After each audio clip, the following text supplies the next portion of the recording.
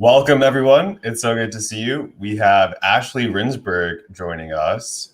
Ashley, great to have you. Thank you, Jonathan. Great to be here. Just by brief way of introduction, Ashley is an author and journalist whose work has focused on the struggle for truth and meaning in our age of crisis. Ashley has contributed to the Los Angeles Review of Books, the Daily Beast, the HuffPo, many other publications. He studied philosophy at Cornell, contributing to a history of science archive project for MIT, and later working at the Internet Archive. I came across Ashley because our dear friend Balaji Srinivasan, a tech crypto investor entrepreneur, said this was the book that everyone in tech and crypto had to read. So with that, welcome, Ashley. Thanks for that introduction, and to Balaji for connecting us, which was one of his many acts of generosity. Amen. So Ashley, if you could start out by just telling us a bit about yourself and how you came to writing the book we're going to be discussing today, The Gray Lady Winked, which I have now dubbed for you the greatest expose of the New York Times in modern history. Thank you. Yeah, so about myself, I, as you mentioned, I'd kind of had a bit of a winding, twisting path, with which I think a lot of people today can relate to, where you're the old models that we all kind of were taught to adopt. You do X, then you do Y, and then that equals X, Z. That just never stuck, and I had great opportunities and really was privileged to go to excellent schools and university, and had this great experience at the Internet Archive right after college, which was really it still is a pioneering place, but especially so then it was a digital NGO, and they were doing really exciting stuff, really saving every web page online, which is a grand vision of this digital librarian named Brewster Kahle who started it. But at some point I kind of just felt it was the life in San Francisco, for all the diversity, was a bit homogenous, weirdly. So I went sailing on I know how to sail, and I got a job basically as a deckhand on a sailing yacht, and just decided to see what would happen, and a lot happened. So I ended up sailing from Italy to Greece for 2 months, and from there I was kind of like, my choices are go back to the States or go somewhere else, go east. And I went to Israel almost on a lark. And that kind of set off this new life and new world and new worldview for me that I'd never expected. And it was here that I picked up an old, ragged, dog-eared copy of The Rise and Fall of the Third Reich, a great work of history about World War II by a journalist from that period called William Shirer. And it was there, I was kind of just thumbing through the book, where I found this little footnote, and the footnote, Shirer remarks that in some fashion, the New York Times had reported on the eve of World War II that Poland invaded Germany. And that was like one of those moments you're like, huh? Am I not understanding? Is it just too hot here? Did I have too much arak to drink? What's going on? But I started to investigate it and to just look into the claim, and it turns out it was absolutely correct. And that got me wanting to understand what happened. How could it happen? Why did it happen? What else happened? And the more I dug, the more I turned up. And it wasn't just World War II that was a problematic period for the Times, but many other episodes spanning from the 1930s and Stalin's Russia right up until today. And that became this book, The Gray Lady Winked. So let's take this first moment that sparked your deep dive into the history and legacy of the Times. Poland invades Germany. This perhaps, now in hindsight, seemingly innocuous claim. Can you ground us, give us some context as to why that is such a heinous remark to be published in the paper of record? Yeah, like, what is the significance of that as you stumble across that in your research? Yeah, I mean, it's a very important question, and it really cuts to the core of media and the problems that we face with media. But the reason it's important and so impactful was for actually there are a few reasons. One is that the New York Times, like today, and even more so then, was hugely influential. It wasn't just readers of the New York Times itself who got this information. It was all the syndicates who received the reporting. It was all the various news outlets around the world who looked to the Times to set the agenda. So when Hitler designed this as a specific propaganda blitz to convince the world that Poland invaded Germany, that would give him enough justification for enough time to gain the upper hand. So you wouldn't have all of Western Europe mobilizing quickly to stop him. Enough people would be able to kind of pause and say, oh, wait a second. If Poland indeed did invade Germany, then Germany's got a right to, quote unquote, defend itself. And this was a propaganda effort called Operation Himmler. It was designed very carefully to achieve just this. And when the New York Times printed this on its front page in the lead story that day, on the eve of World War II, I mean, it's like you really couldn't hope for a better outcome in terms of a propaganda success. It was a huge success for the Nazis. It gave them exactly what they wanted. And that's one half of it, is the intentions behind that. The other half of it is why. Why did the New York Times, these were not stupid people. And this was not 1930 or 1929 or early on in Hitler's career. This was 1939. We'd already seen the Nazi Olympics. We'd already seen the Nuremberg laws. We'd already seen a decade of just insane levels of anti-Semitism.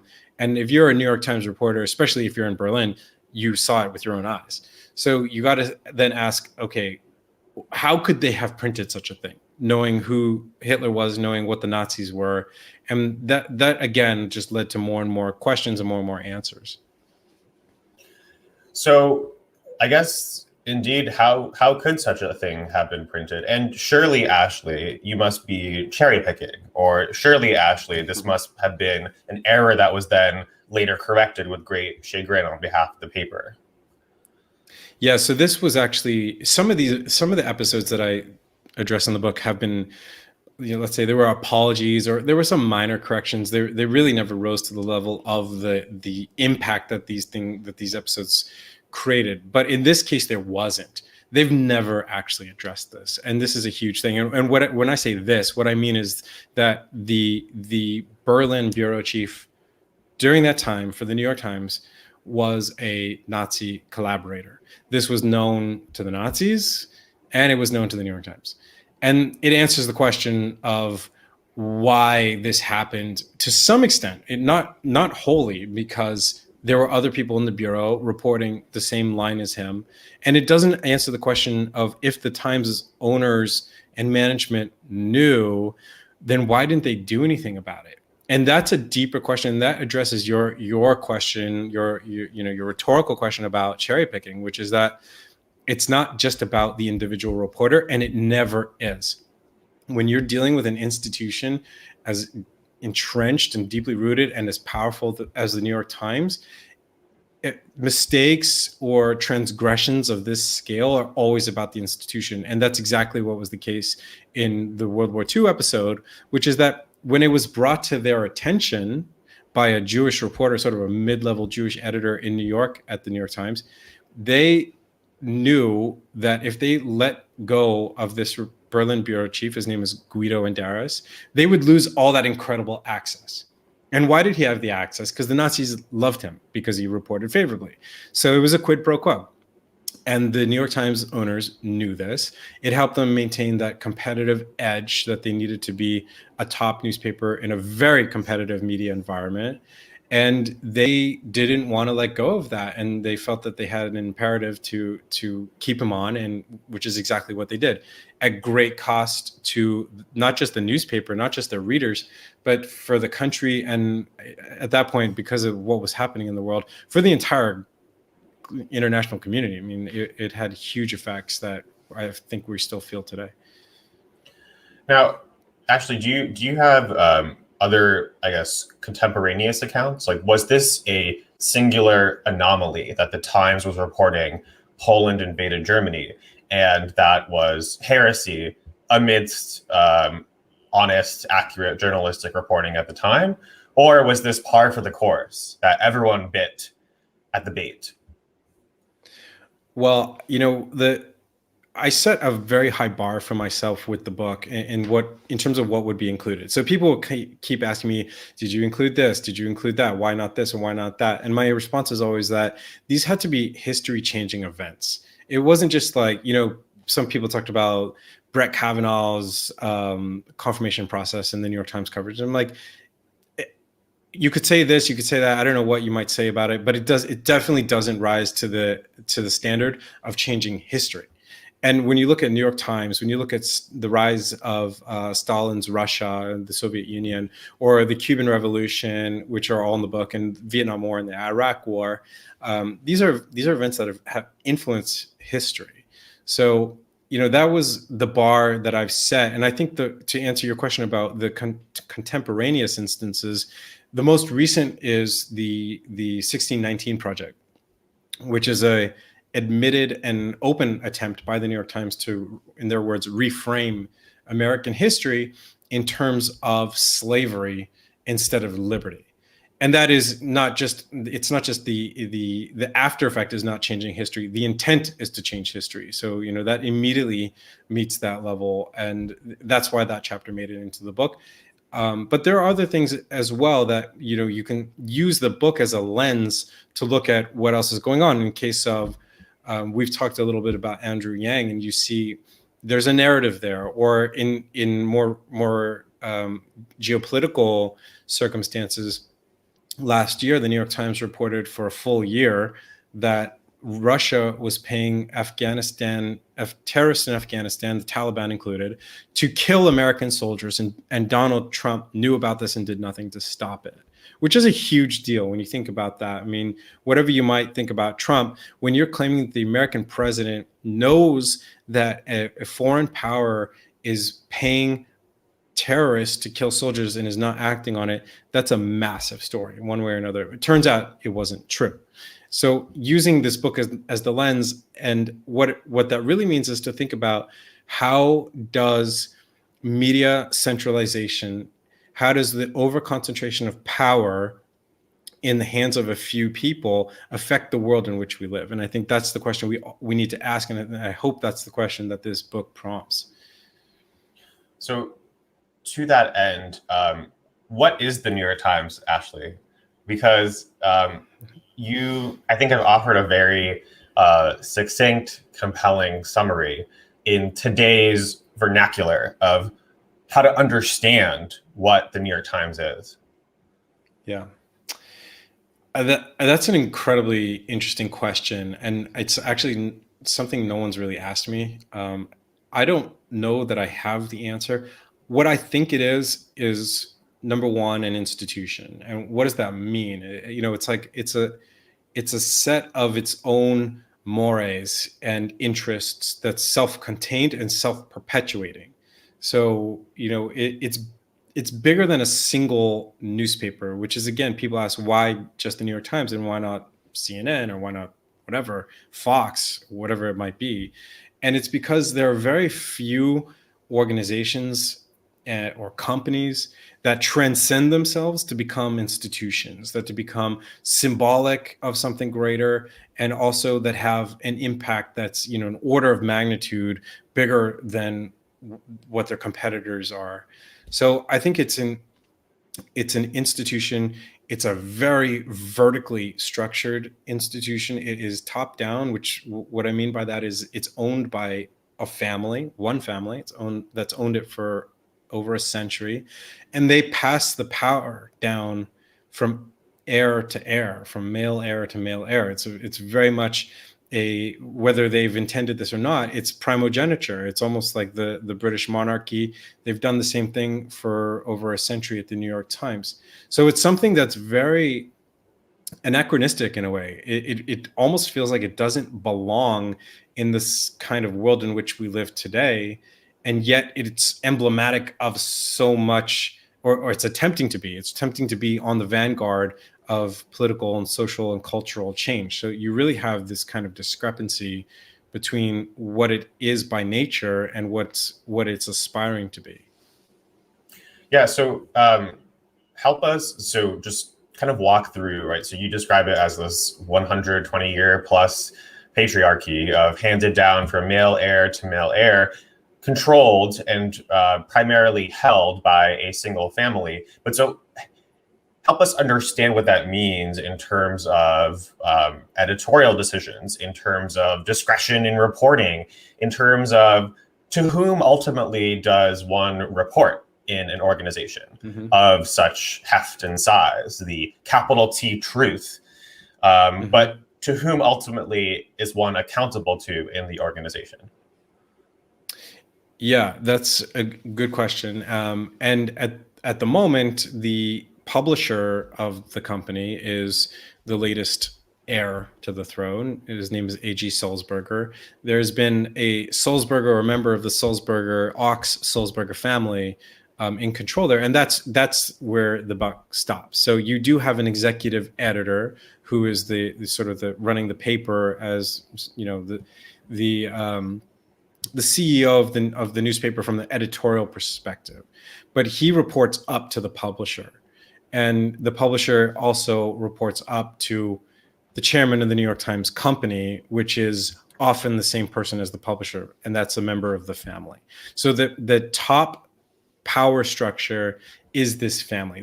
There's no one above it, and that's partly because it is a publicly traded company, the New York Times Company, but they've structured their stock in such a way that they've created a two-tier stock structure. So there's Class A stock, which you and I could buy, and we would have been smart to buy it 5 years ago.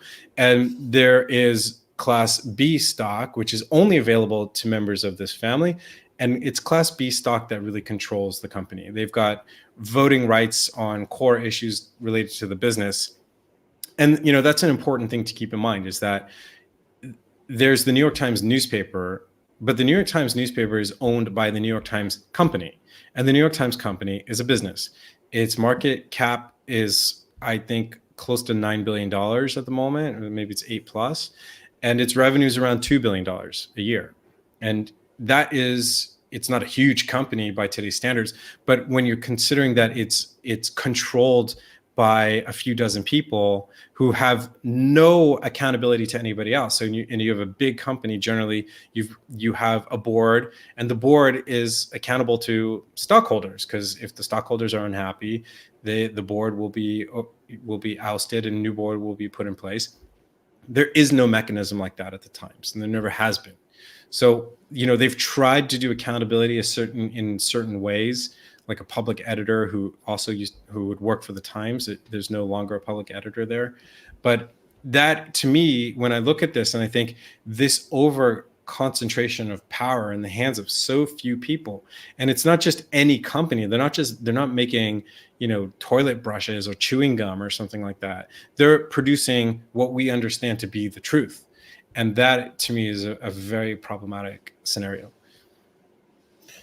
Now, I have a quote here that stuck out to me in your Soviet Union chapter. And I kind of want you maybe to give us like a 1 or 2 line summary of each of the chapters, sort of the highlights of what you saw in each of these historical periods. But this one stood out to me in particular. This is from, I think, the Times reporter Walter Duranty at the time, who said, "You can't make an omelet without breaking eggs."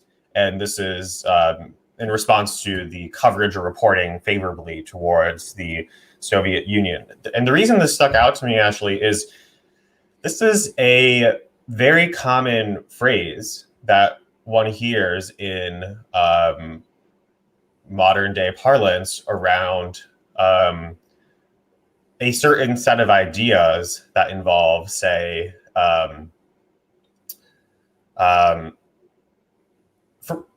for instance, with cancellation, or we should excise this person from polite society, or we should eliminate due process, or we should presume guilt on the basis of hearsay, or we should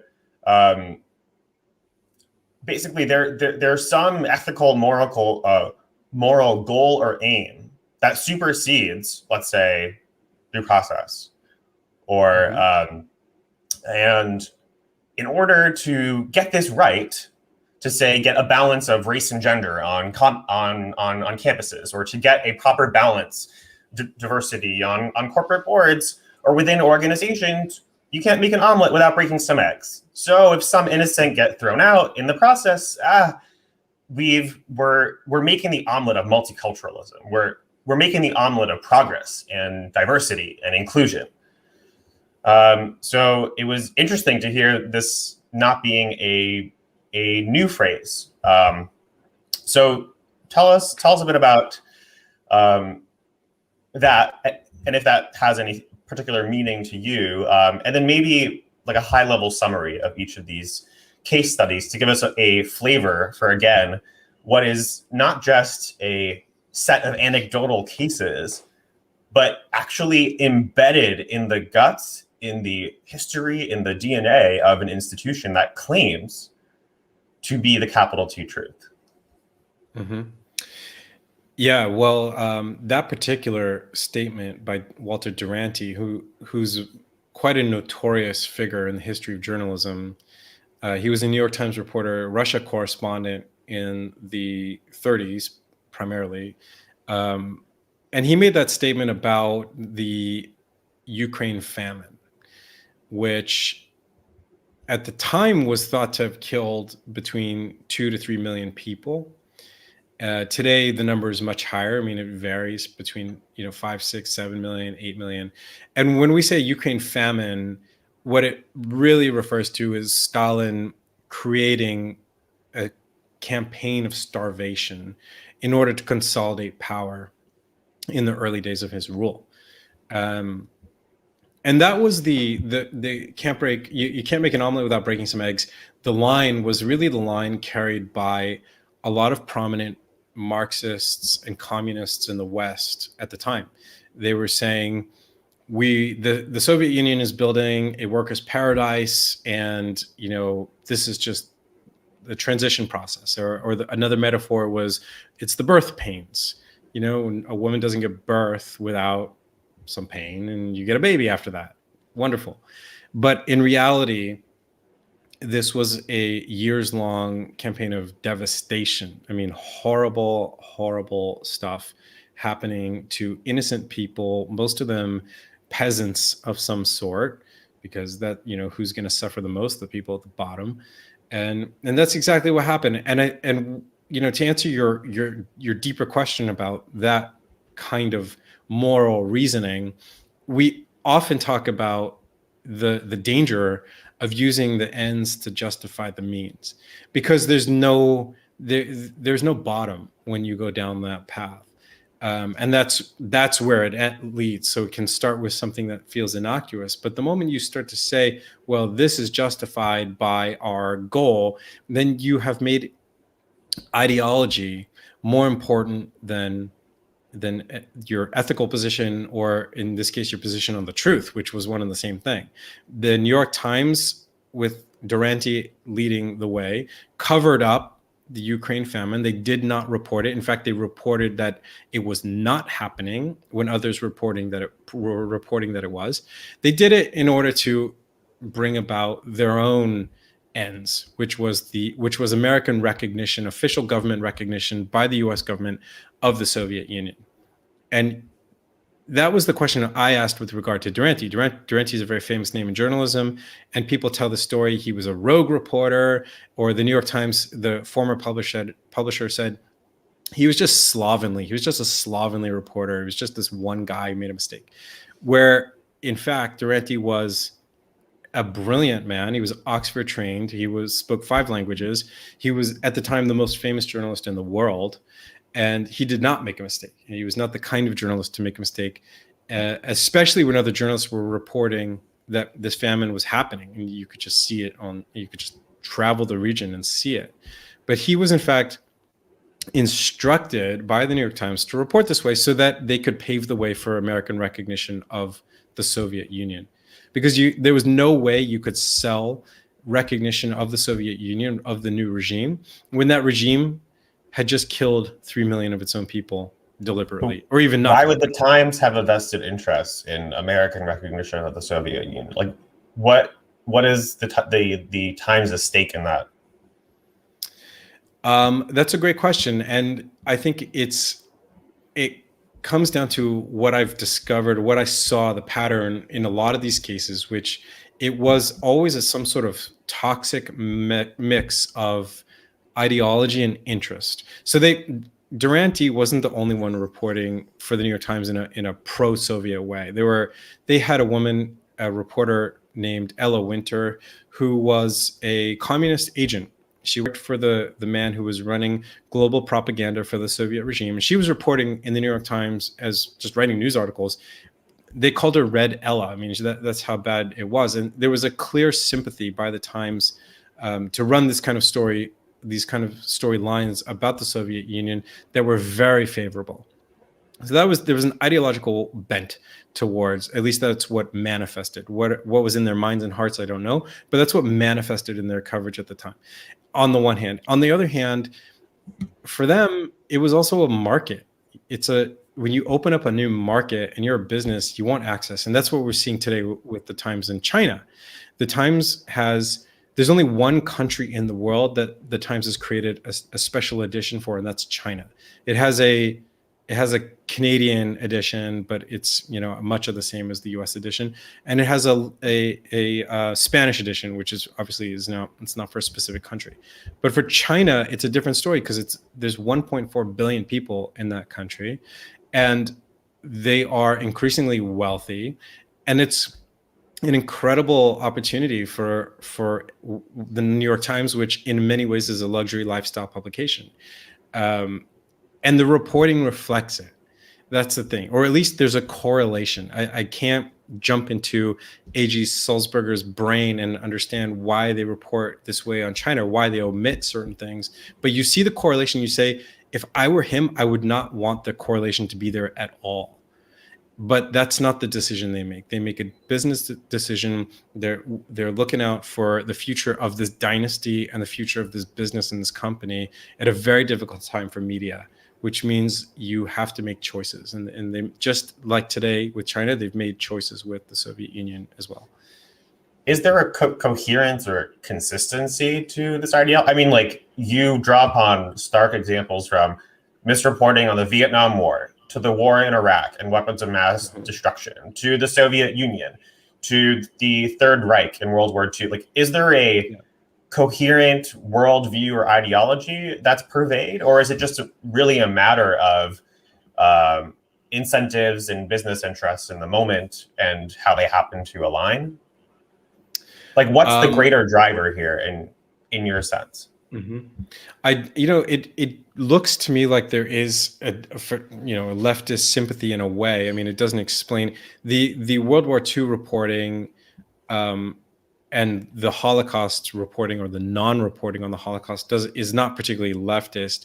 But it's hard to understand which if there is a coherence there. But the coherence, I think, is if we look at it on a meta level, and that meta level is just, again, looking at the interests whenever you have the interest that's there, or in a certain case, whatever it happens to be at the moment. And that's just as problematic as if it were consistently or coherent, and that is the problem. It's that you have a family that can decide from one day to the next how to cover a global event, and that is just what happens.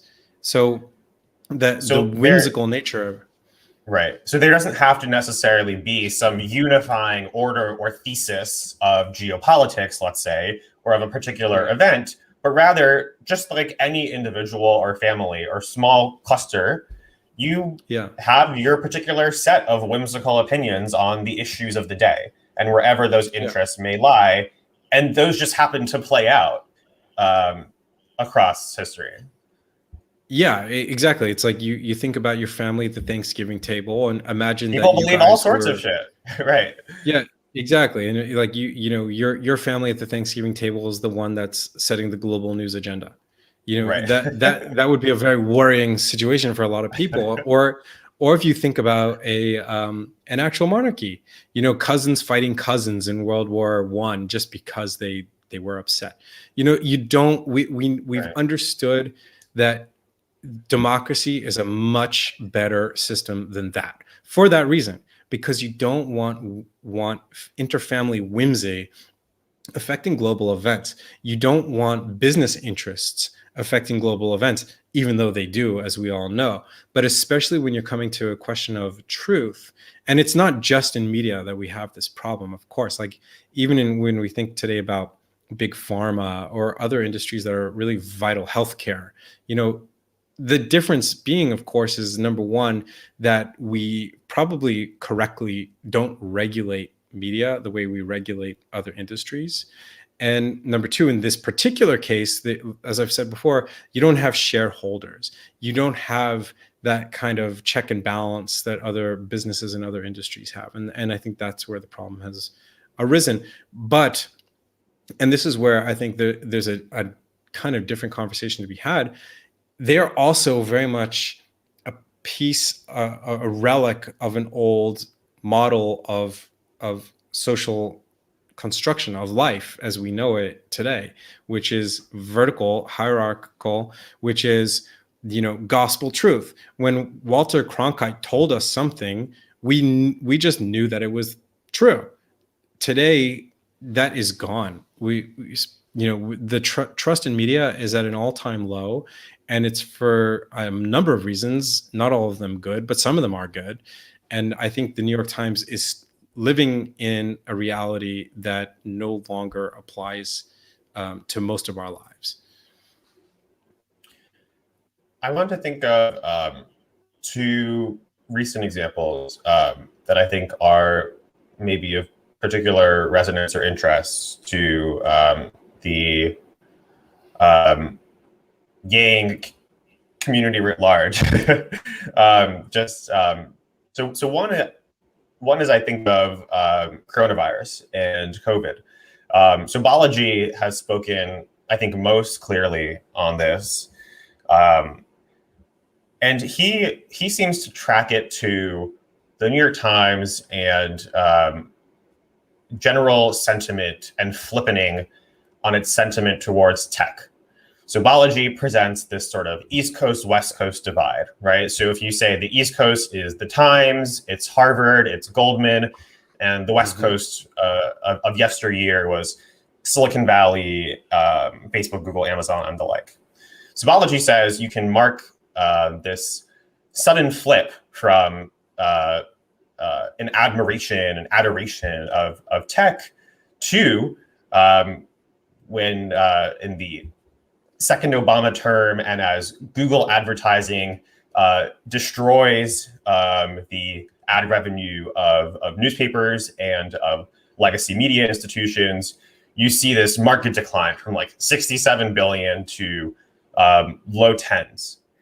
And then suddenly the coverage of technology, again, this is from Balaji's analysis, goes from, oh, look at all these cool futuristic things they're building, to tech is destroying the world and must be run into the ground. So I guess, and then at the same time, looking at the coverage of coronavirus, the Times and similar institutions went from masks don't work, don't be racist, go out in the streets, it's basically the flu, don't overreact, to then complete flippening of now you must wear 3 masks. If you don't, it's because you're anti-science, capital S science, with no reckoning or resolution of the complete 180. So I guess it seems Balaji's account is an economic one, a business interest one. I'm wondering if you agree with that look, at least as it relates to, let's say, tech and COVID, or if there's something else that you think helps fill in the picture.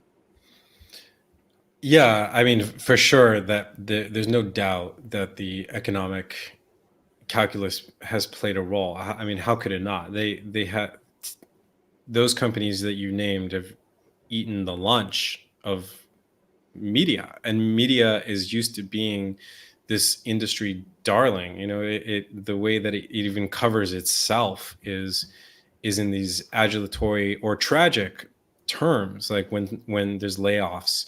You know, it's almost front page news in other media organizations, layoffs in the media, I mean. But I also think that, you know, the rise of Trump played a role in this too, because I don't know what the number is. There's some number out there of how much in kind, what's the dollar value of all the coverage that Trump got. I saw an interview with Megyn Kelly talking about how shocked she was that Trump would just phone in to the Today Show or Good Morning America. It's like nobody ever does that. They don't allow you just to call in, just like pick up the phone and call in the middle of the show. And they would take his call, which they had never done before.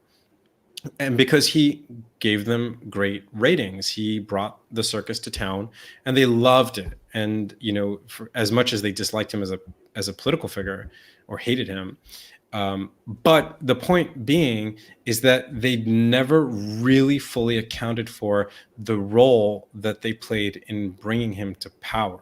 By giving him that stage, he didn't build that stage on his own. I mean, he did in a way, but it was a stage that was offered up to him by corporate media. And it gave him that enormous exposure, and it elevated all of his messages onto a national level. And it really helped him transition from a reality show billionaire into a candidate that people took seriously, because the media acted as if they were taking him seriously by putting him on the air. So that is not something the media necessarily wanted to own up to. And then you have this other force out there that you could just go, oh, it was those guys being tech. You could just say the word algorithm and say the algorithm had suddenly, in, you know, a span of 2-3 years, created this new phenomenon and divided the country in this way, where that's not really an honest accounting. And also, when you think about my book and what I show there, is that's another line the media loves to carry, which is that tech created fake news, and they did it by elevating these politically divisive stories that feed the algorithm, that really generate engagement that helps them make more money. But in the book, what I show is that these kinds of false media narratives have been around for a long time, and media institutions have been benefiting from them from a long time as well. So there isn't, obviously in there is an economic argument mixed in, but there's also that political case, that not wanting to, it was easier to say tech did it. You know, it's like that South Park episode where they're coming up for new show ideas, and it's The Simpsons already done it, and they just keep saying Simpsons did it, and it feels like the media had started to say the same thing about tech. Any social ill that arose, tech did it, but it's too simplistic, and it's too easy to do that. So what's next, right? You know, anyone, and I highly encourage everyone to read through, make your own assessment and judgment of the richness of evidence that actually documents. Okay, so let's pause it, right? The legacy institutions are dead or dying, and Balaji describes this battle of the bulge, this sort of final grab, this final hurrah, where you either go out with a whimper or you come out punching even stronger. And okay, let's say the Web 2.0 social media infrastructure of, hey, if I tweet something that has outrage or vitriol, it's going to get 6x the greater traction. If I tweet a false narrative, false news, it's going to get 6x more retweets and likes and impressions. And if I click on a YouTube video, it's more likely to recommend me chemtrails, conspiracy thinking, disordered eating or any other extreme version because that's optimizing my engagement on the channel. So social media and this supposed idolatry of we're going to decentralize power, decentralize the narrative with the internet seems to have not provided the answer.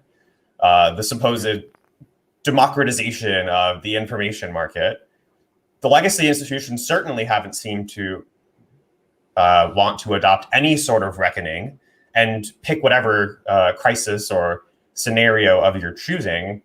So from your perspective, what's next? What's the alternative?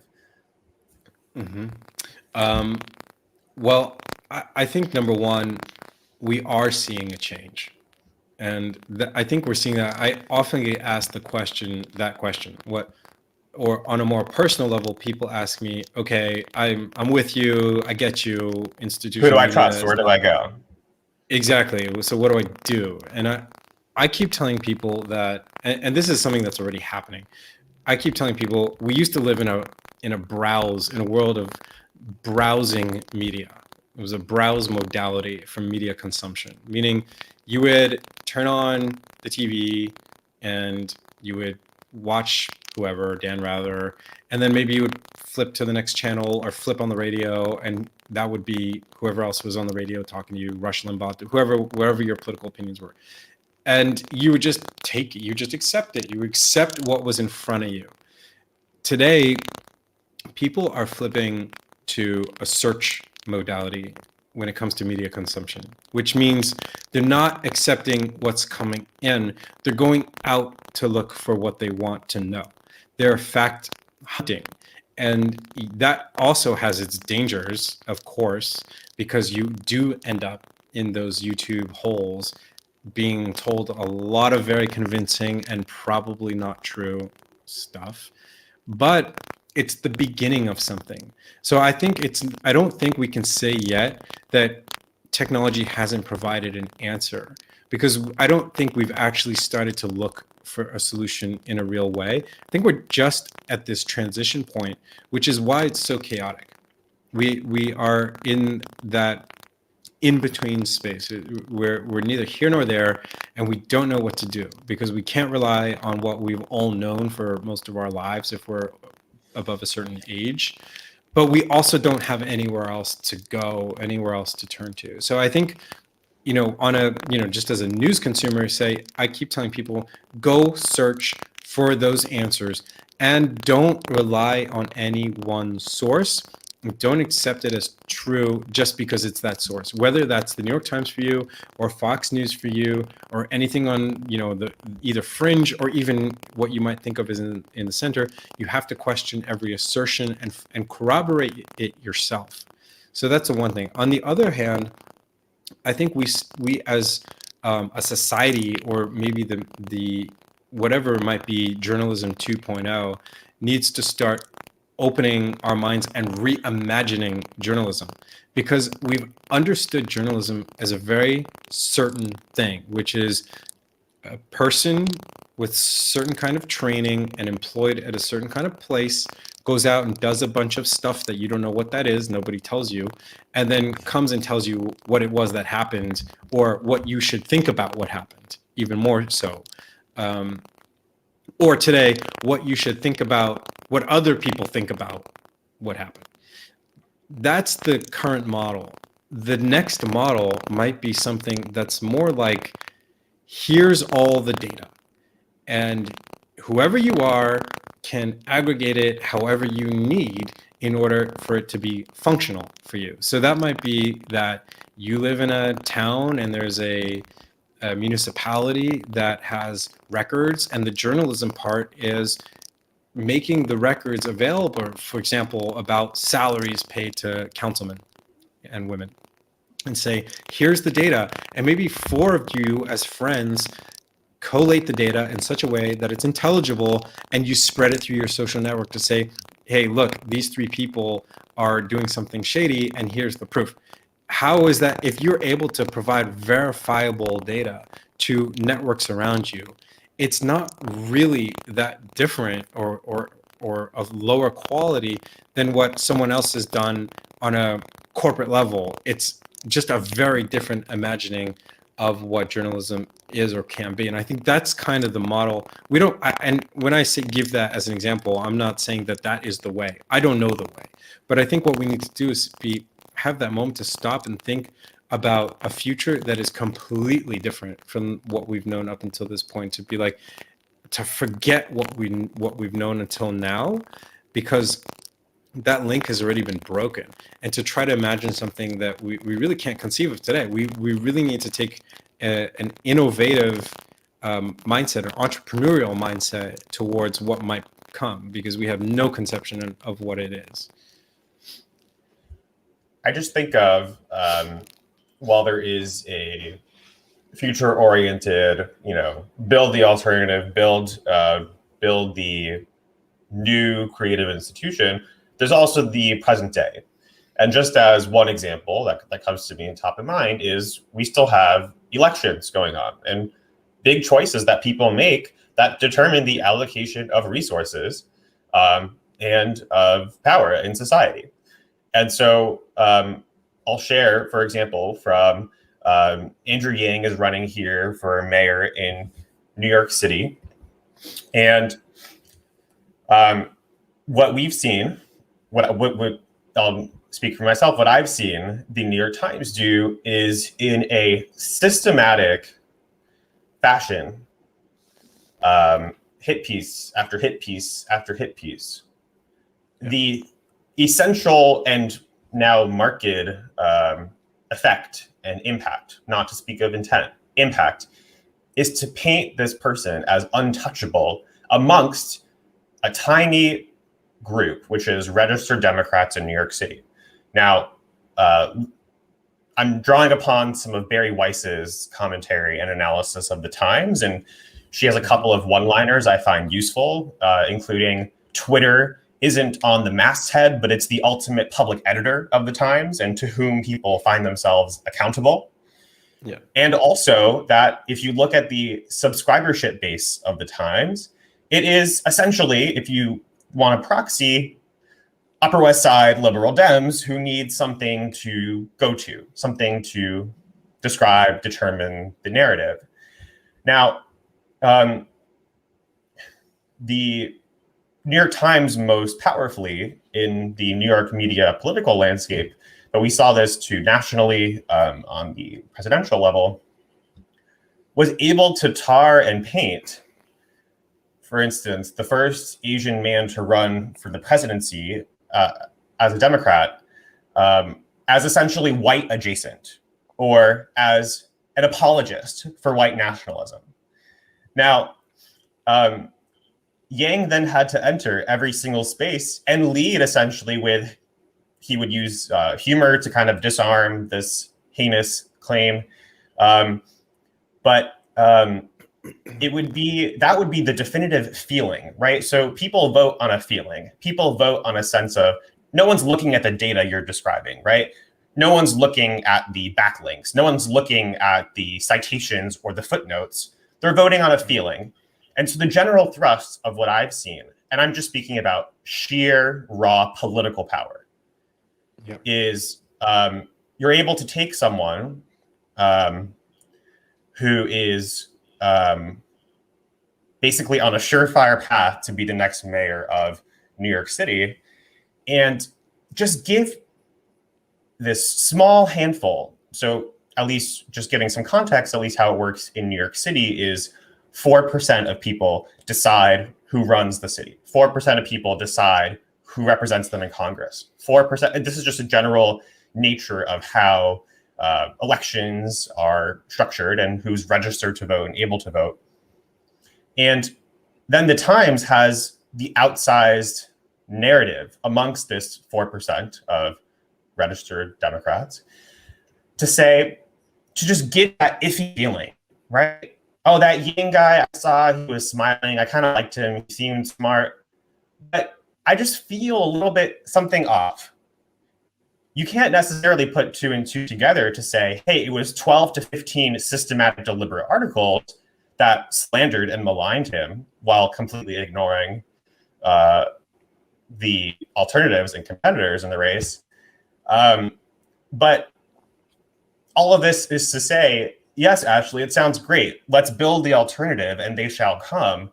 But we also have the present, right? I mean,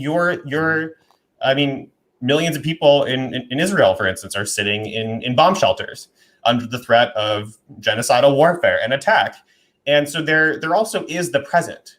And this flexing of power is not without costs, not without victims, but also is relentless and ongoing, and will not be stalled for this alternative to take its place. Yeah, that's true.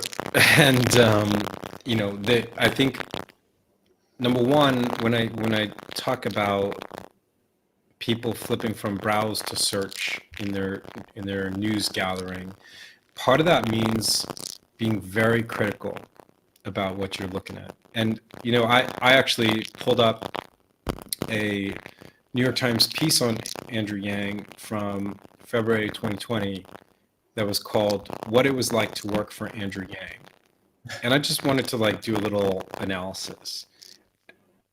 The piece is ridiculous. First of all, it's 3,000 words long, which that's a huge, gigantic article. And the claims were that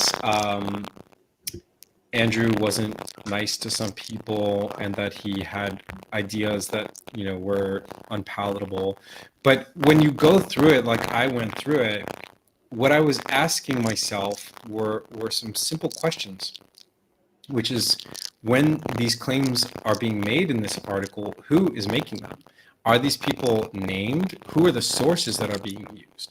And there are always certain tells. There's always the journalists who are building a narrative, they tip their hand. They have to, because to build a narrative, you're not just gathering facts. And if you're just gathering and presenting facts, it wouldn't be a narrative. But in this case, for example, we have in 3,000 words, only one sourced quote from one person about the allegations, the accusations, which in themselves were sort of non-accusations, but one quote in 3,000 words, and the rest is just unnamed. And that's always a tip of the hand. It's always a cue that something's going on here. Other tips and cues are that whenever someone's proclaiming this to be symbolic of something else, or in the Times' words, they love using the word emblematic, which they use in that piece as well. They say, I love your documentation of the Times' use of emblematic. It's very, very emblematic. Yeah. It is emblematic. I mean, that is actually a bit ironic, but it actually, my use, and I can get away with that because I'm just a guy talking. This is the New York Times, where they're saying, and they're talking about at the time, a candidate for high office, for the highest office. They're saying that people describing conversations in general, and in particular, a certain issue about some movie that he'd mentioned, were emblematic of Mr. Yang's behavior as a boss. That's a red flag to me, because it's emblematic to who? To everybody, or to the person writing the story? It's self-evidently emblematic. Right. Exactly. I mean, that's another cue. So my point being is that what people can do if they are really concerned about the information they're getting is look hard and ask careful questions. I wrote this book by doing that. I never took a course on how to write a critical book about a news organization. There is no course about that, in college or anywhere else.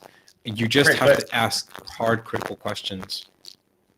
But actually, I mean, no one's even reading the 3,000 word article. The point isn't even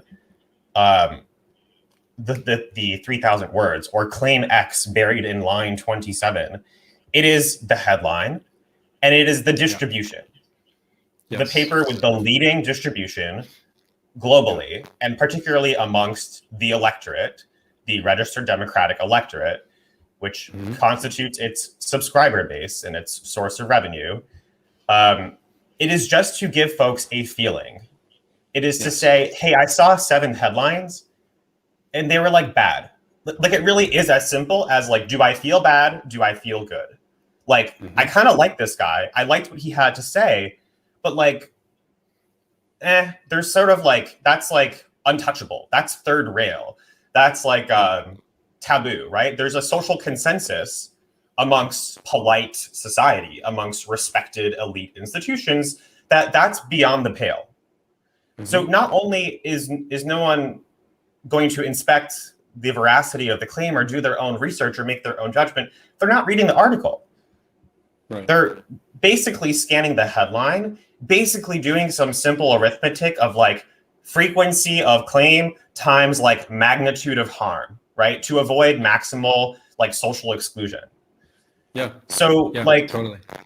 I mean, that's asking a lot from a reader who is not even reading the article.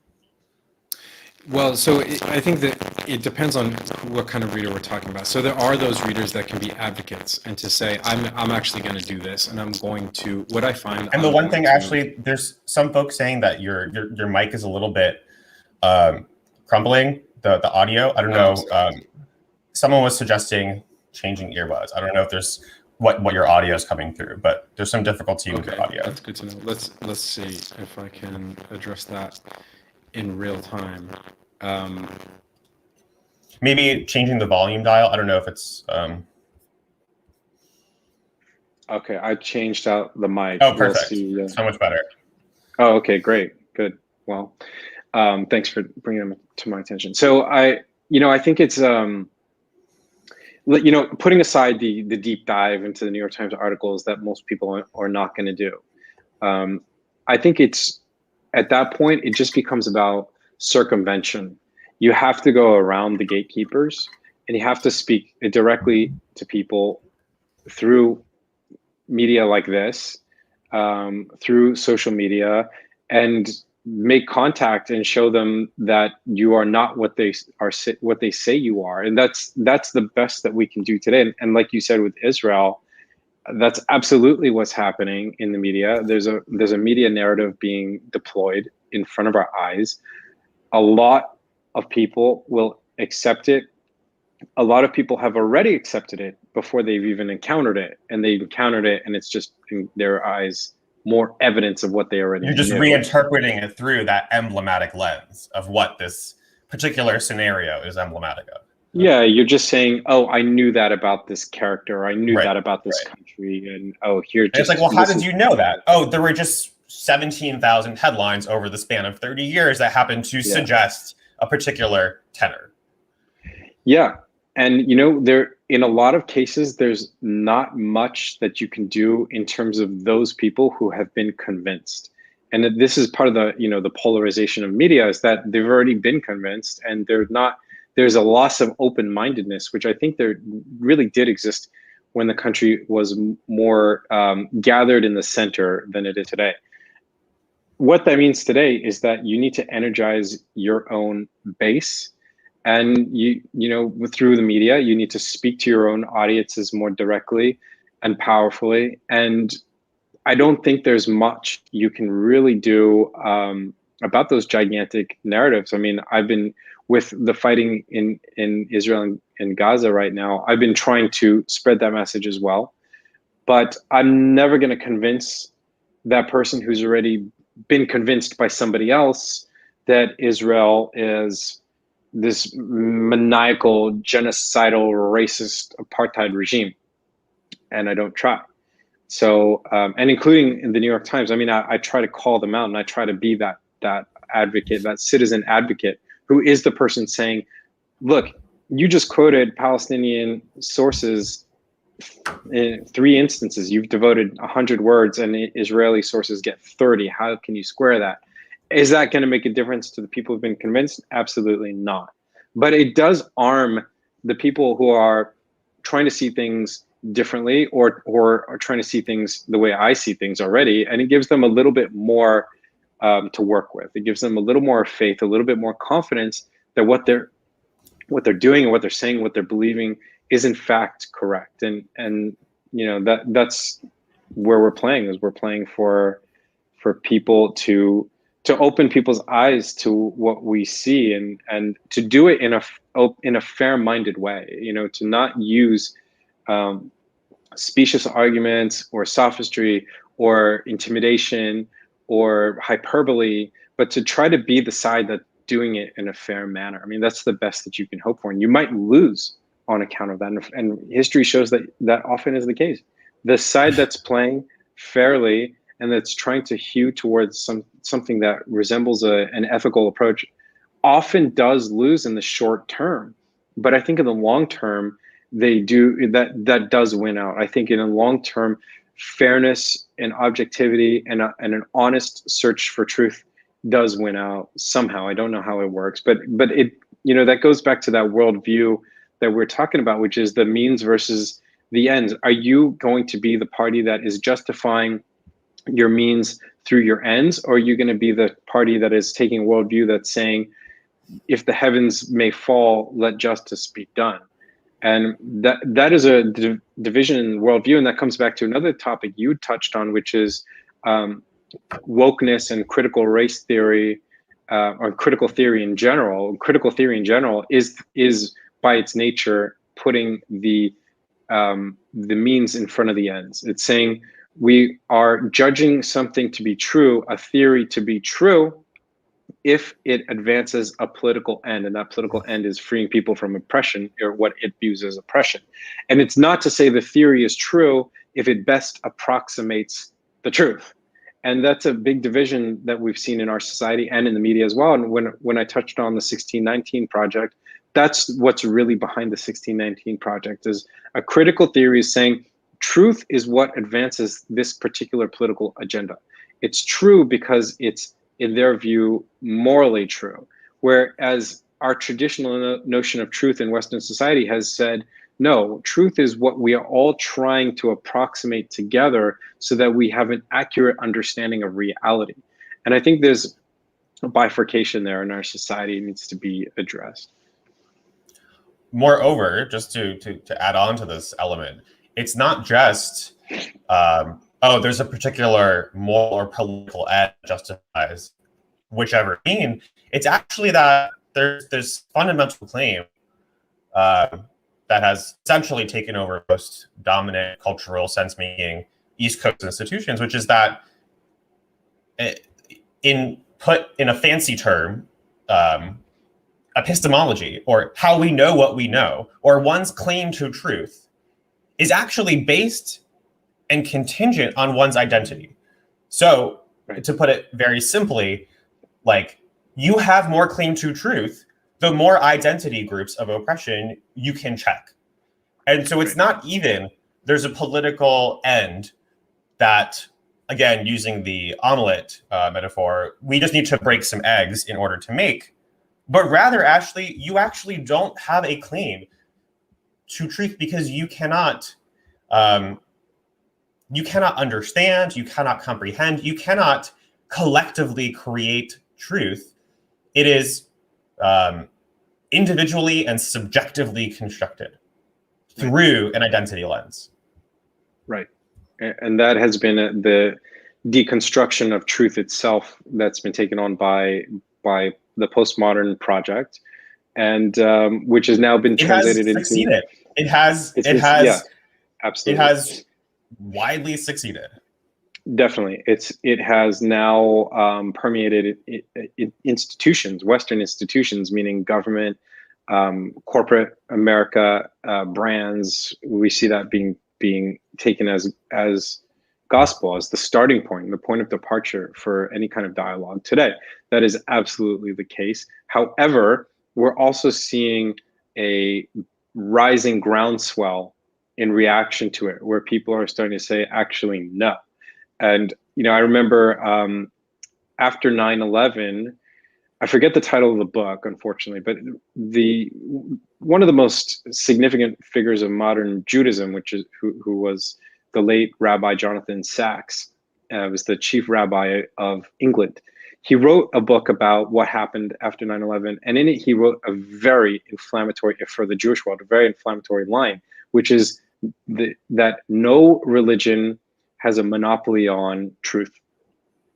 which coming from a rabbi, especially a rabbi who's in a position of authority, to say, we also don't have a monopoly on truth. Our own Bible might not have a monopoly on truth, is a very provocative thing to say. But what he was saying is that truth is bigger and deeper than any one of us and any one sect of us or any one tribe of us or any one people of us. Truth is universal. And that's an incredibly powerful message, especially today when we are trying to engender universalistic societies where all ideas and all people are accepted equally. But in order to do that, you can't privilege one over the other, because then we just go back to division. And again, that's what we're seeing in media and at the New York Times.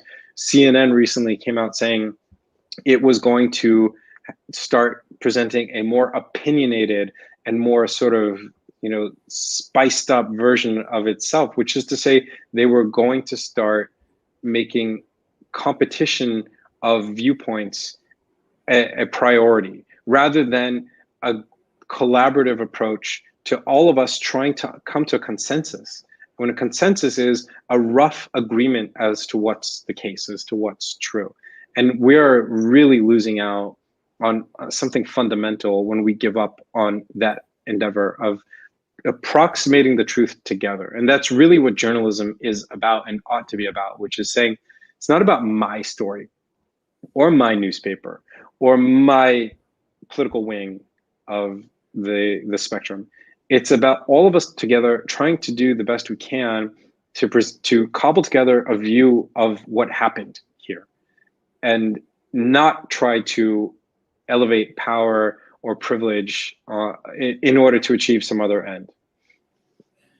Let's just briefly touch on what's, again, it's sort of an assault on this objectivity, an assault on this truth from all ends, which is the role of big tech and deplatforming on central intermediaries. So I saw you shared recently your experience and a number of others of sort of books being banned on Amazon, your Facebook ads being blocked. I'll just share briefly from my own experience running for Congress here in New York City. So we are running against a big figment of New York politics, the chairman of the House Judiciary. And when we launched our first Facebook ad after getting on the ballot, there was a coordinated and systematic effort where if you Googled my name, Andrew Gang's name, or our attorney's name on Google News in any jurisdiction across the world, you would see tens of thousands of violent headlines with falsely inserted leads. So there would be a headline, this was just last year, there would be a headline that would say, Gator eats man, man immolates self. Oh my God. Killer wasps attack. There tens of thousands of violent headlines, and every single IP address, every jurisdiction across the world, falsely indexed to this lead that said, Attorney Jeff Curzon representing Jonathan Herzog and Andrew Yang. Wow. Now, over the span of weeks, this is 8 weeks before the congressional primary last year. Yeah. In the midst of lockdown, where there's no in-person campaigning, and your only source of information is, hey, what am I Googling? Because just as the Times or Cronkite might have been your default, hey, this is what's happening in the world, so too, if not even more so, hey, what I type into the magical Google black box is what is true. Yeah. So just to tie the bow on that particular case, it turns out that these we were able to document these headlines persisted in GDPR countries. So Europe, the European Union, has a set of data protection regulations, and an attorney, Dan Sheffett, had won the first $60 million lawsuit against Google for the right to be forgotten. Ultimately, all of these tens of thousands of violent headlines, which we had documented evidence, persisted across the world. If you Googled my name or Andrew Yang's name in Australia, in Belgium, in Israel, in California, in New York, you would see the same thinly veiled death threat.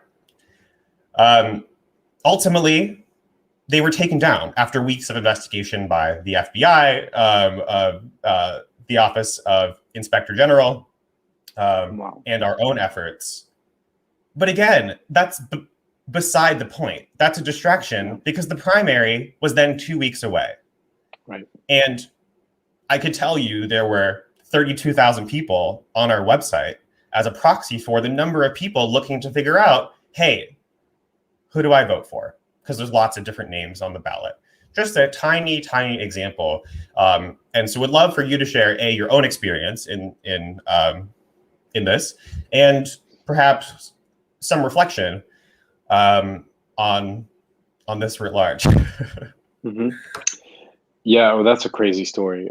That's really shocking. And it obviously sounds like election interference, no doubt. And compared to, that's a much bigger deal than whatever happened in my case, which, it's not quite clear. There's not transparency here. I don't have recourse. So I was Precisely. I was running Facebook ads for the book, naturally, and I was not doing it myself. I have a specialist here who that's all he does, and he's really good. And he was coming back to me with his eyes like bugging out his head, saying he's never seen engagement numbers like this. It was like off the charts. I'm like, great, this is good to hear. And then an account was suspended, and so he kind of switched over to a different account, suspended, and then we did it again, and then my accounts are suspended, and then my profile is suspended, and now I'm completely restricted. I can't advertise on Facebook at the moment.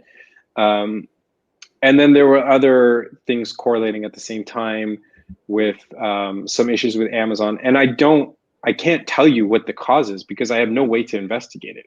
I have just a chat box where a nameless Facebook functionary, customer service representative is saying this or that, and that's all I have.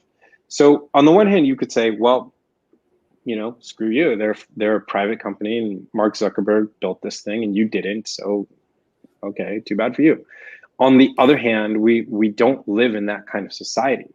We don't live in a society where you give your money to a bank and the bank says, you know what, you're not going to get it for the next few days.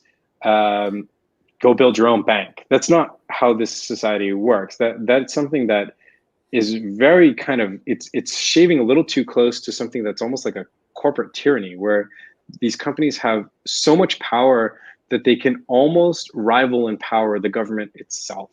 And I think that's a real danger. So again, just to share some, personal examples, and I think there's an important preface because, and it's also sort of by design, is one can sound conspiratorial when describing these sort of black box algorithmic changes, and it can sound really out there until it happens to you. Yeah. And so to give my sort of institutional credential before sharing this response to your comment on banks in particular, I came in very naively and took very plainly, as the son of immigrants growing up here in New York City, all of these dominant East Coast sense-making institutions, the institutions of liberal democracy.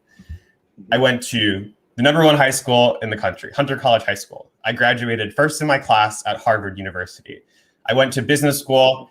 I graduated from Harvard Law School with honors. I have worked at Goldman Sachs. I have worked at corporate law firms. I have worked at the highest pinnacles of these institutions.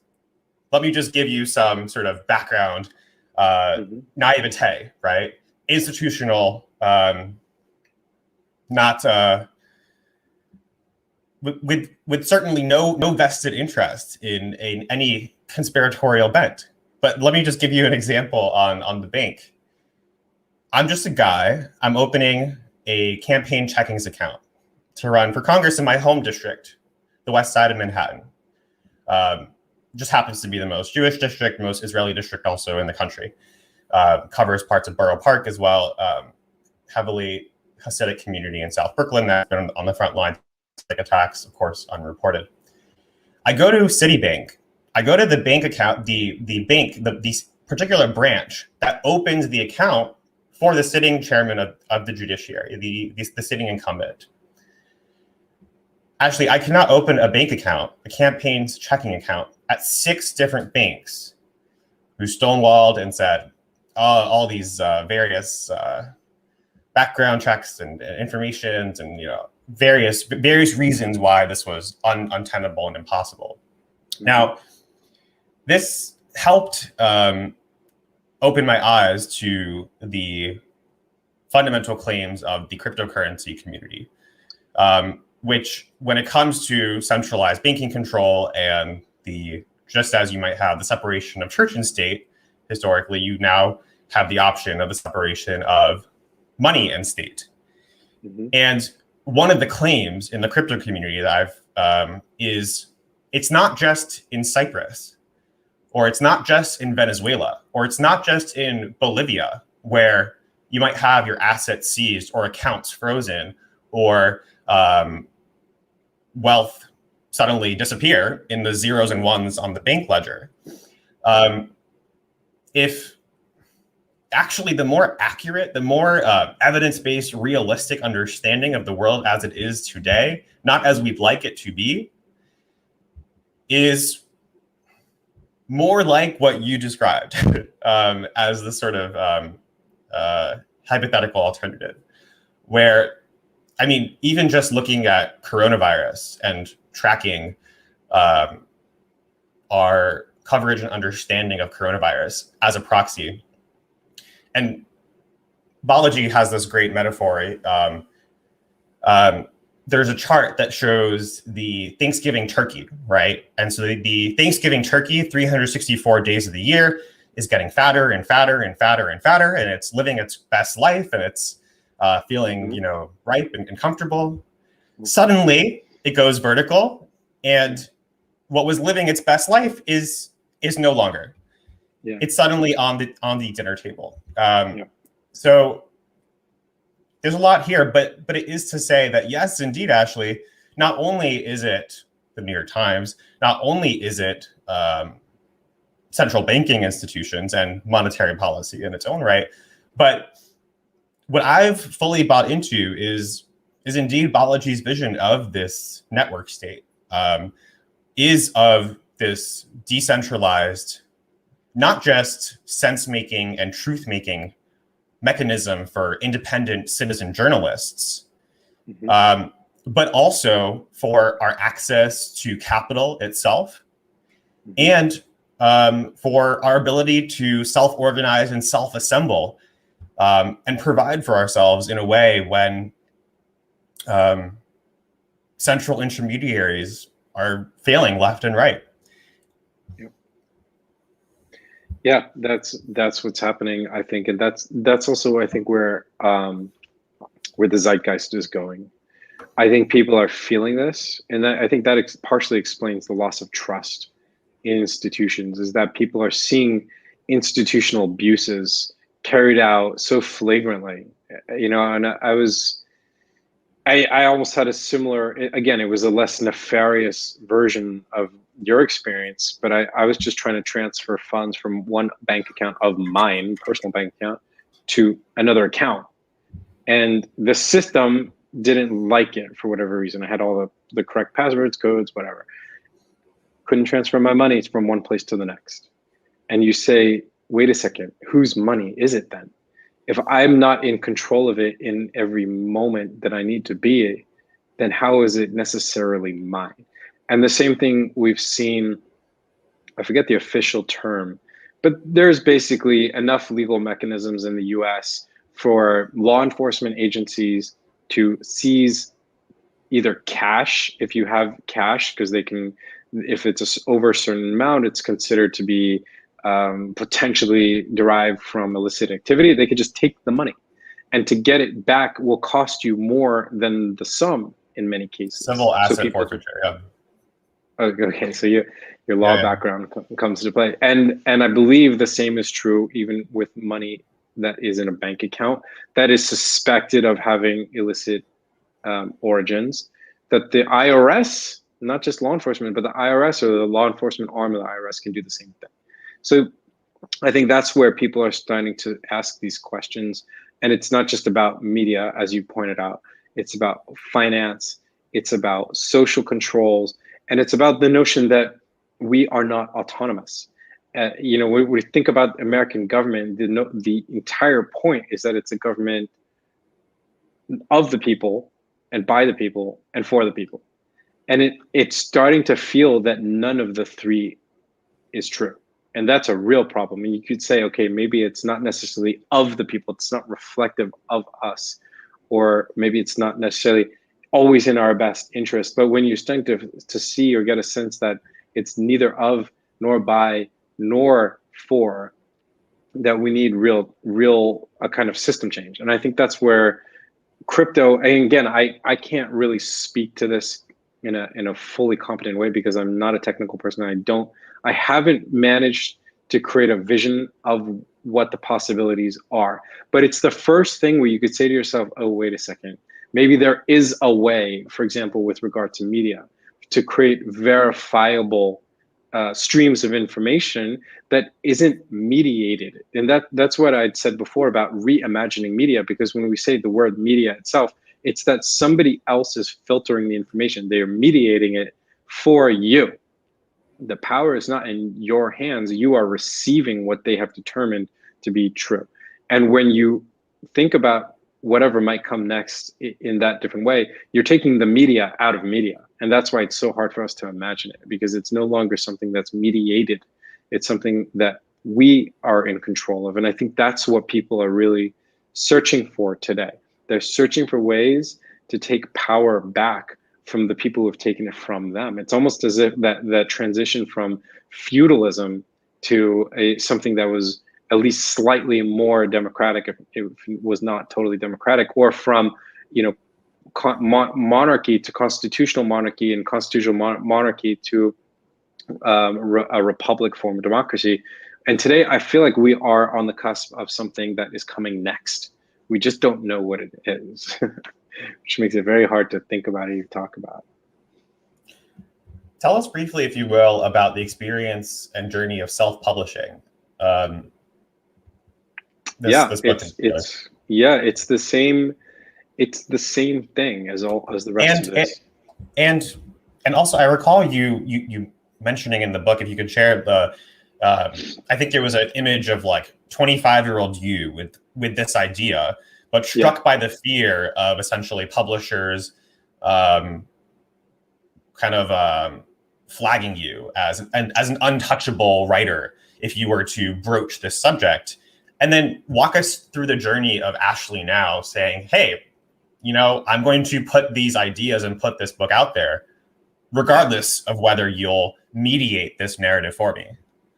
Yeah, definitely. So yeah, that's correct. I wrote this book a long time ago. I was the first version of it anyway. I was in my mid-20s, and I went out into the publishing world kind of gung-ho and naive and thinking everyone's going to find this to be really interesting. And they did find it really interesting, but they all came back, and I'm talking about high-level people. I was able to sort of leverage some of my network and connections to get to really top-level decision makers in publishing, who all told me that they cannot oppose the New York Times. They can't risk that. They can't risk it for their own clients, for their own business, or whatever it might be.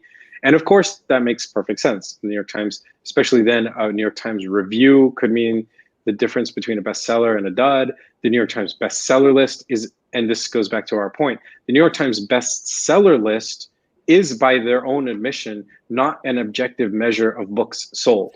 It's a subjective listing of what the New York Times considers to be a good seller and something that's important and something that in their minds is topically valid. So I was turned away. I wasn't even shown the door. I never made it that far. And I just figured that's that. But today, when I started to look around, and before I published this book, I looked at people like Barry Weiss, who was effectively, harassed out of the New York Times for her quite, polite and respectable center left views. They weren't woke enough for the newsroom. And Andrew Sullivan was much the same at New York Magazine, and Matt Taibbi and all these other people who said, we have our own platform, we have our own tools to reach our own audience. We can do better than what these institutions have been doing. So screw it, let's do it. And that was a real inspiration for me, particularly Barry Weiss, because her writing was so great, and she was, I'm sure that she had fear, but you look at her and saw someone who acted fearlessly. And I said to myself, I need to do the same thing. And I don't want to be, I think there's kind of this intersection between people telling you can't do something, and also us being afraid of doing it for that reason, for what others will think of us. And at some point, you just have to break that bond and say no. And you say no by saying yes, to say, I'm going to say yes to this thing. I'm just going to do it and put it out there the best way that I can. And that's been an incredibly liberating experience and very fulfilling and empowering experience. So that ties into all the same stuff to say, actually, there are gatekeepers still today. It's just that I don't want to go through that gate anymore because I don't have to. There's no wall on either side of the gate. I can just go around it and talk to the people on the other side anyway. And those people are just there, eager to have that conversation, no matter what the New York Times or anybody else or any publisher has said about the matter. So that is something I think that's part and parcel to all of this. How do we publish? Which means, how do we talk to the people who matter to us? And that's no longer a matter of walking through a certain gate. It's now just a matter of being creative and being driven and being willing to work really hard for the privilege of talking to those people. But if you do those things, you will have that conversation. And this almost goes back to what we were talking about regarding Andrew Yang. What happens when the gatekeepers say no to you, or they smear you and tar you as you pass through their gates? That is, again, saying, I'm not going to walk through the gate. I'm not going to put myself through it, because the people who I really want to talk to don't demand that of me. So, and sometimes the opposite is true. They want to see the independent voice. They want to hear from the person that they know is not being, again, the term we have, mediated, is not being mediated by an outside interest, but is that person, him or her or their self, and without any other influence being exerted upon them. I'm mindful of your time, and I want to hear a little bit in relation to all of this. If you have any thoughts or thoughts to share on sort of keeping your sanity and health and kind of well-being amidst this seeming David and Goliath, gargantuan beast. That, yes, surely you can sidestep the gatekeeper, but then you'll find lots of interesting little gatekeepers you didn't know existed in different corners of your side skirting. So I'm wondering if you can share a little bit about your personal journey through this and keeping a sense of sanity and well-being, while the deeper you get, it seems, the greater the recognition of the institutional crisis. I think on a sort of on a spiritual level, it's almost just really always keeping in mind the fact that you have, as an individual, much more power than you think. We always sort of set ourselves in opposition to these big forces that are real, they're out there. But that doesn't mean you're not able to challenge them. And it reminds me of this really great Bob Marley lyric, which is, if you are a big tree, we are a small axe. And to think, in relation to the tree, the axe is tiny, but it doesn't mean that the axe can't chop the tree down. And often it does. So it's the same notion there. It's that it's a question of how you wield the power that you have. And keeping that in mind is partly what keeps you sane. But I really think that more than anything else, there's two things. One is that you have to take action. Like if you're starting to feel disempowered, you're starting to feel that these forces are constraining you, or that you're being put upon in these ways, you will feel horrible. You will feel like you're losing it. Even with these things like the mini gatekeepers or the big gatekeepers, like Facebook ads not being run or whatever. You could say to yourself, I'm dead in the water. That's it. I'm screwed. Or you could say, what's the other way around? How can I talk to these people? Can I find them on Twitter? Can I find them somewhere else? Can I pick up the phone and call them one by one? Can I sit here all day long and use my telephone and maybe talk to 40 people a day to get the message, whatever it might be, or if it's a podcast like this, but to take action first. And I think the other correlate to this is always keeping in mind the larger mission and really putting your full force behind that mission. And that mission has got to be bigger than you. If your mission is just to be an Instagram influencer, you're going to have one hell of a time, because it's going to be misery. Maybe you'll get there, maybe you won't, but chances are you won't. But if your mission is to tell people that they can do something like this, if your mission is to help educate people, and even in your neighborhood, maybe your mission is just to make sure that elderly people around you have what they need during COVID, you will feel a kind of a fulfillment and a level of gratitude for who you are, and not just what you have. We talk a lot about, I'm so grateful that I have this, I have that, but no, to be grateful for who you are on this planet. That is the kind of thing that keeps you sane through a battle like this, a David and Goliath battle, where you look at that giant and you just think there's no way, but then you start to act, and you act on behalf of others.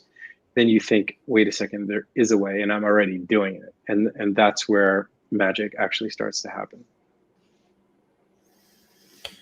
All right. Well, Ashley, you've given us a lot to think about. I strongly encourage everyone to get and read the Gray Lady Winked, available everywhere books are sold. And if and when it is banned, then get it on the other channels to get the banned books. Yeah. Really, really grateful and appreciative of you and your work and your time. Anything else you want to discuss or ask, or think we should be thinking of? No, I think people, all these different issues, they're all that we've spoken about, they're all connected and they're all related to one another. And I think people who are listening to this or watching it, enter it into where it's relevant to you. And that could be anywhere. You don't have to enter these interlocking, this web of conversation through cryptocurrency or blockchain, or through media, or through finance, or find the place where you enter it, and where you find that you can remove the mediated aspects of your life from your life and take action that way. So wherever it might lie for whoever you are, that's where you should pursue it. But and after Fantastic. That, I'd just say thank you for having me and for this great conversation. I love it. I so appreciate it. If I could be of any help at all to you in getting the word out, because this really should be, I would say, mandatory reading, like part of the required canon of understanding the world as it is, not as one just might like it to be. I'll just share one brief kind of story and reflection as well on the idea of going around the gatekeeper. Just to give just very, very briefly, some context and history to Andrew Yang. And depending on, and to your point on, everyone comes at this from a different lens, at a different time frame, from their own perspective. depending on when you tuned into, let's say, the Yang phenomenon, you might have a different intuitive sense of who he is or kind of where this came from. And I'll just share briefly from having been and known man from when there were 5 people on the team, when he had 5,000 followers on Twitter, from when not just the New York Times would speak to him, but no one would speak or listen to him. That even the phenomenon, even the New York City mayoral frontrunner, even the sort of political entity that Andrew Yang has become, having driven cash relief, having driven American policy for coronavirus for the past number of months, fundamentally changing the political landscape of who can even be let on the debate stage. Like, and this is to you personally, but really to anyone who seeks to establish a footprint for the truth or for an alternative vision. It's not theoretical that you can go from 0 to 1. It's not theoretical that you can go from outsider to having a seat at the table.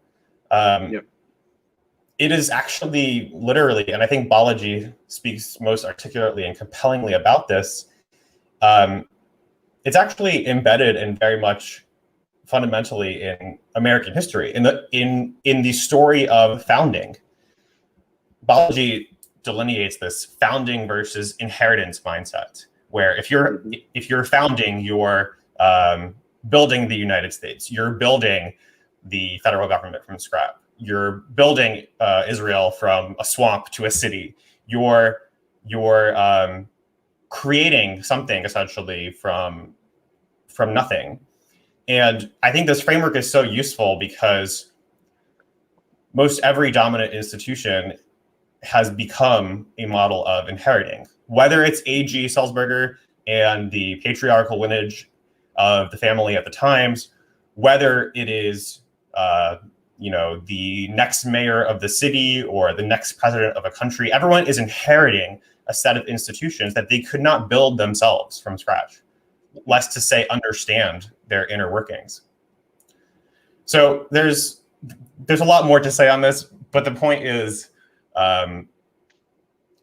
just to really validate and affirm what you suggest, which is if you beat the drum, if you tell the truth, if you have a vision, an alternative rooted in some sort of fundamental truth, and critically, you don't stop. You don't fold your operations. You don't nix it yourself. That is the only place at which that truth or that narrative or that vision will stop, is if you stop it yourself. No one else will actually stop it in its footprints. And it is astounding to see what simply maintaining that vision, those ideas, those truths can accomplish. Yeah, that's 100% right. That you stick to those things, and often it's to those dreams that you had when you were young. You know, the thing you'd always imagined or dared to imagine, and you come back to it sometimes after a gap. You know, like in your case, after Harvard and law school and Goldman and law firms, and you come back to the original thing. In your case, whatever it was, and in my case, a book that had been in a drawer for 15 years. You come back to that thing and you take action, and then you just stay with it. You know, and then things happen. Life changes. You change life, most importantly. That's the way. All right, Ashley. So appreciate it. You stay safe and take care. And thank you, Jonathan. Look forward Thanks to continuing so much. the conversation. Me too. Thanks.